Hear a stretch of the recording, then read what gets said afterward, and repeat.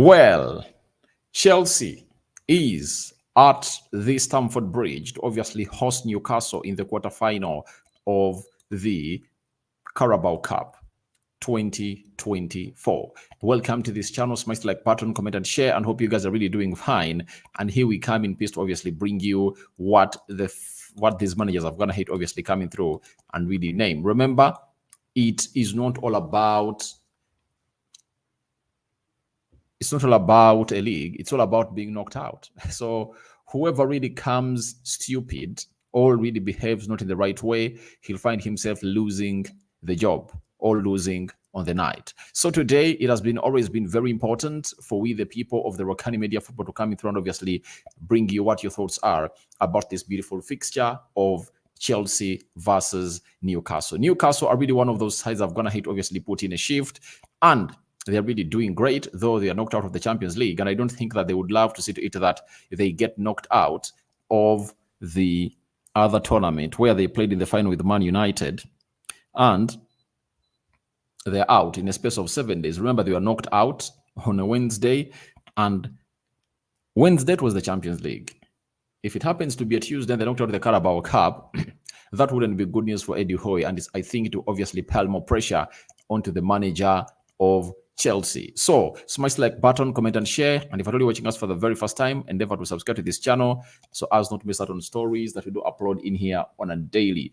Now, what is the starting 11 like for Chelsea? Petrovic is in between the stitches because the goalkeeper of Chelsea really has an injury and he's out.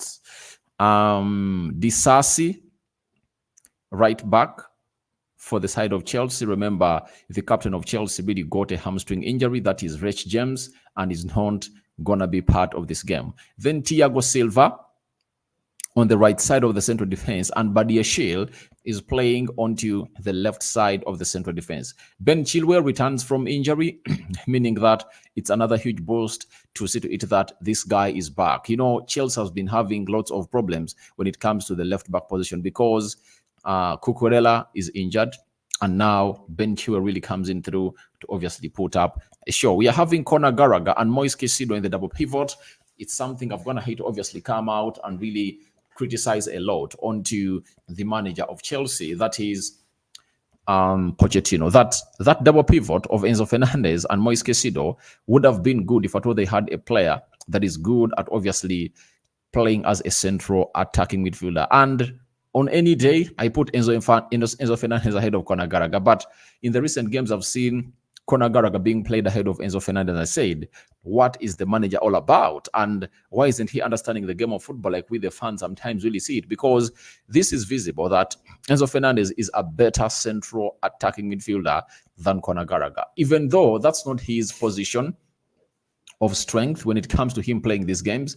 It's not his position of strength, but he has always gone ahead to obviously put up a show, and that show has always been in the double pivot of Chelsea. But imagine him being played as a central attacking midfielder because of his quality and everything. He's press resistant. He can find the last pass to release Nicholas Jackson and maybe distribute that ball to Carl Palmer and Sterling. So Carl Palmer, right attacking midfielder, and he's really putting in a shift tonight to see it that he obviously faces Newcastle in a very, very, very progressing way. Sterling is playing as a left attacking midfielder, and Nicholas Jackson is leading the line. Remember, Nicholas Jackson has gone ahead to score 7 goals in the Premier League, and even I think in the Carabao Cup he has gone ahead to score some goals, and I think his tally is at 8, you know. So I see him today as one of the most influential players for the side of Chelsea, and he needs to obviously show up because Nkunku is back and he's ready to obviously expose this guy in any other way possible. That is the starting 11 of Chelsea. And let's go to the starting 11 of Newcastle and see who has the manager gonna hate to name. Dubravka in goal. Remember, Pope really got an injury and he's out for some good months. Kraft is playing as the right back. Then Livramento is playing as the left back. Butman is back. Good for them because they obviously missed him into that central defense. They missed him big time and they needed a player like Butman to return. And I don't know what's really wrong with Fabian Schär, because Fabian Schär is another one who obviously puts in a lot of effort into that position. So when you look at Les Cheles, is also another one who is really good at doing this job, and he has gone to see to it that he takes it to the next level like never before. And he's really strong and solid, and he takes the mantle to obviously go on and really do what everyone is expecting him to do. So that is the back four of Newcastle.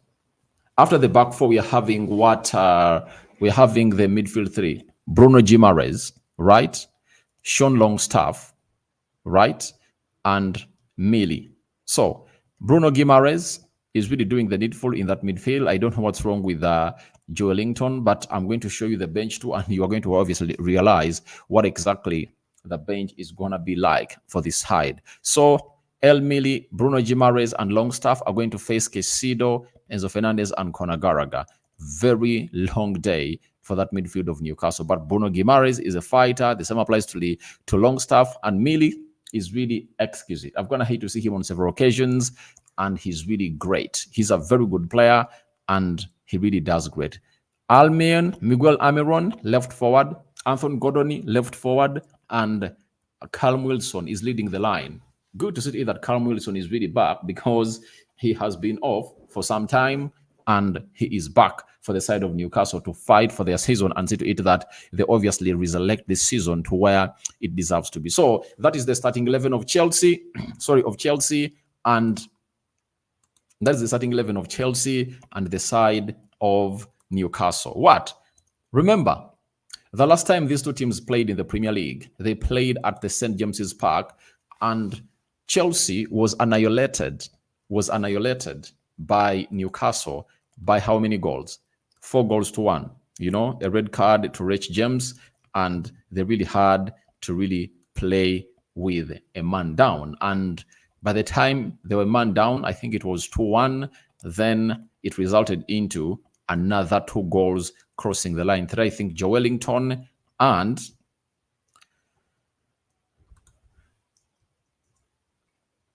let me ask who will go through, because okay, who will go through? All right, who will go through? Is it Chelsea or Newcastle? All right, so the poll is already down there into the live chat. Tell me, who do you think is going to go through and who is not going to go through, depending on what your thoughts are about this game of football. Still telling you about the last time they met in the Premier League. Chelsea was beaten 4-1. But having been beaten 4-1, they really had a beautiful display, but they couldn't obviously keep themselves into the better format. But today, it's all about them keeping themselves in a better format and seeing whether they really put a beating to the side of Newcastle. Newcastle came into this game after beating Fulham by 3-1, another team in London, but they are playing it down at St. James's Park. Chelsea hosted Sheffield, and they beat Sheffield by 2-0. But Chelsea fans were frustrated that for the entirety of the first half, they never had a shot on target, something that went ahead to worry these players of Chelsea. So the fans of Chelsea. And we need to see a different vibe altogether, because now players can easily put up a show, because there are very many players that are going to hit return for Chelsea to see to it that they put up competition for these available players. So Newcastle won by 3-1 over the weekend, and Chelsea went ahead to win by 2-0 against Sheffield. But all of these two coaches need this trophy. If you're Pochettino and you go through and really win this trophy, then you really understand how good it's going to be on your job security.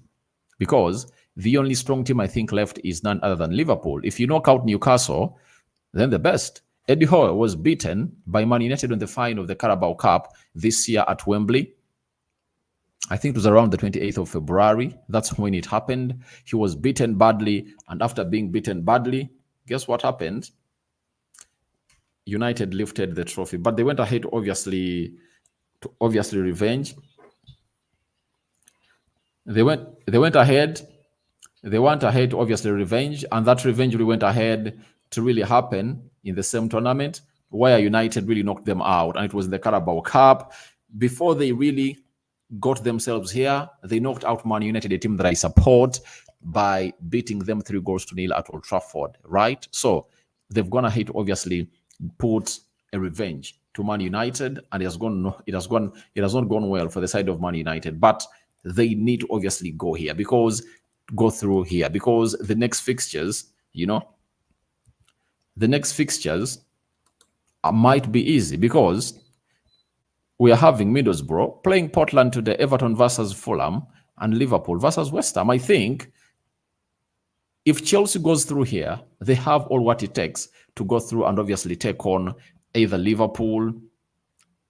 Liverpool is playing West Ham tomorrow. It's not going to be an easy game, right? Though they are going to be at Anfield, and they come in at Anfield after drawing with Manchester United in a way that Liverpool fans found disgusting. Let's go to the bench and really see how the benches of different teams are really going to be looking like, because these benches are really very important when it comes to how your game plan is gonna be. When you look at Chelsea, they're having Mokalo Modric, right?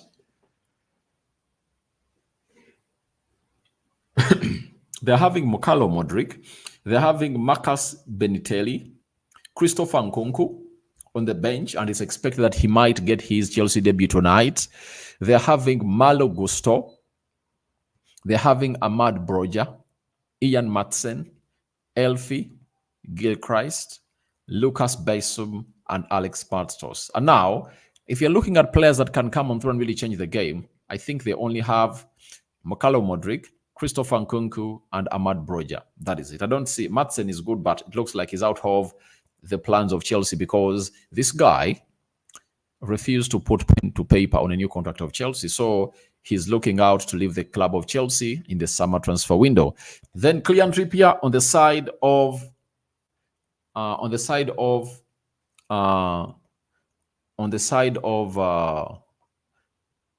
Newcastle. I think is the only senior player they're really having. Paul Dumet, Matt Rich, Loris Karius, Lewis Hull, Mark Giuseppe, Giuseppe, Dan Ban, and Alex Murphy. Dan Ban is back. That is really great. That means Fabian Schär is really having a problem, and it won't really see this team really go better. But let's talk about Christopher Nkunku. If there is a boss that any Chelsea fan can be happy about, it should be Christopher Nkunku. Christopher Nkunku is a guy that really came in through with with a huge profile at Chelsea.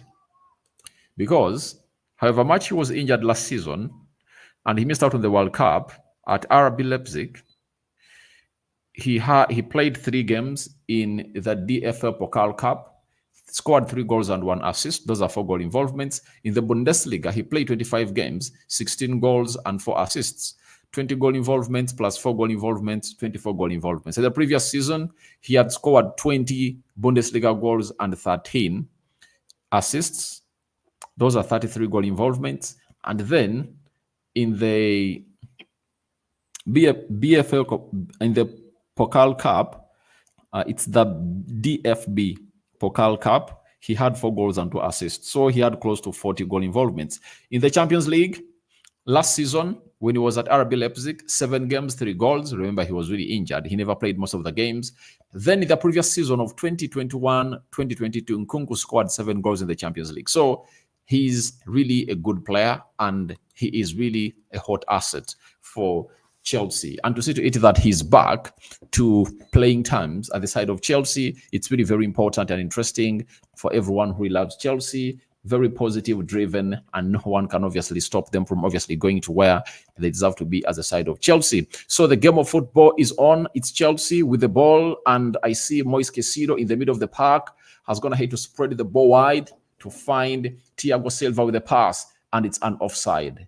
Nicholas Jackson had made a very good run, and Thiago Silva had gone ahead to obviously locate him with a line-breaking pass, but he was flagged offside by the assistant referee. And then Butman tries to build from the back, and that's how the game of football is really going down at the side of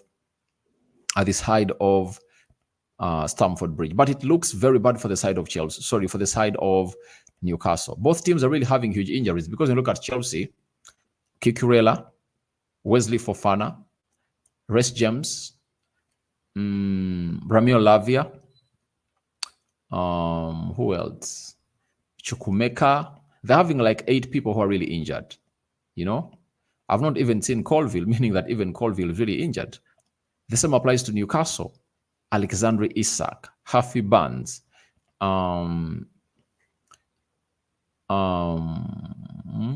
Fabian Shah,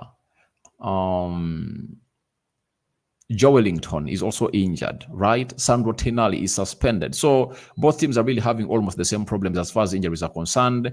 And in just 2 minutes, Moise Caicedo has been really given a yellow card. And that is really a weakness in that midfield because it weakens, or it really weakens a little bit the side of Chelsea because he won't obviously get where he deserves to be in as far as tackling are concerned.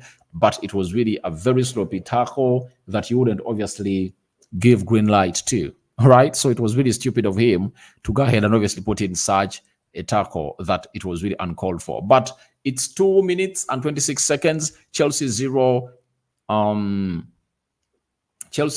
Newcastle 0, Carabao Cup, and there are also other fixtures, right?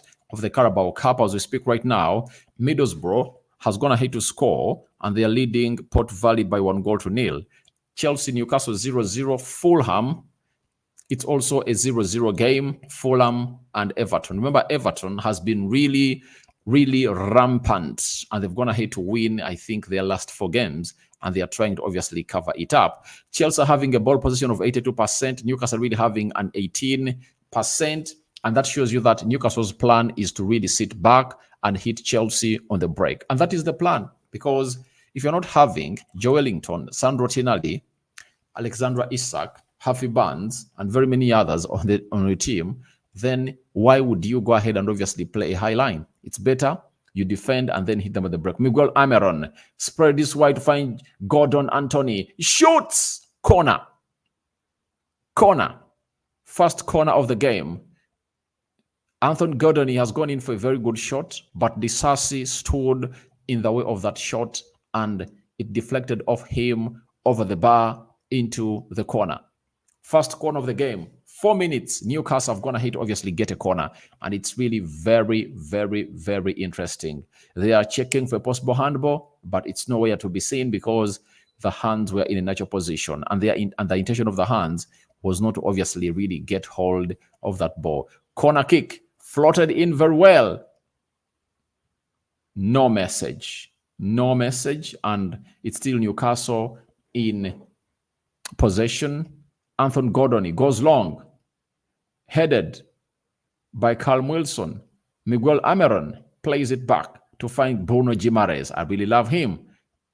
Incisive pass blocked, throw in for the side of Newcastle. And it's Enzo Fernandez who has gone ahead to obviously block it, and it's a throw in. So it's really very good to understand that it's a very huge game being played down at the Stamford Bridge, and teams are really working hard to see to that they really get themselves better. And for Chelsea, it will be a shame if they lose this game of football because they haven't been busy like Newcastle, because Newcastle has been playing the Champions League, Carabao Cup, Premier League. You get? Chelsea has been resting. They need to obviously up their game. Enzo Fernandez, man responsible for the block, and is obviously running left, right, and center like never before. So Livramento is another one that is going to hit to obviously come in and really put up a show for the side of Chelsea tonight. So it's really a huge game. Conor Gallagher building up.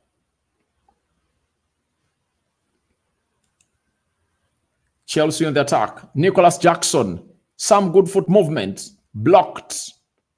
Corner kick. Nicholas Jackson is one of those players that people really underrate, but for me, I really rate him highly. I've seen him as one of the players to obviously finish, and he has some good footwork. He makes good decisions, and I think Chelsea just have to trust him, because for my case, I don't judge a player in his first season. If at all he comes and acts like Haaland, good, that's a one-off. But how many players have gone ahead to come in and really have a very fantastic season, you know? Oh, hits the crossbar. Conor Gallagher has gone ahead to hit the crossbar. He has hit the crossbar and the ball has really ricocheted off the flame of the goal. But it was a nice technique from the 18 yards box area. You know, he curled it towards the top corner and the goalkeeper couldn't save it. But it was courtesy of the frame of the goal that really helped him not to really concede. But it was a very brilliant effort coming in from Conor Gallagher, and he obviously has a lot to offer today because he needs to prove to people that he's really worth being at Chelsea, as Chelsea is looking at him as one of those players that they want to sell. So guys, thank you for watching in through. I think we are going to return when the game of football is done and then live stream and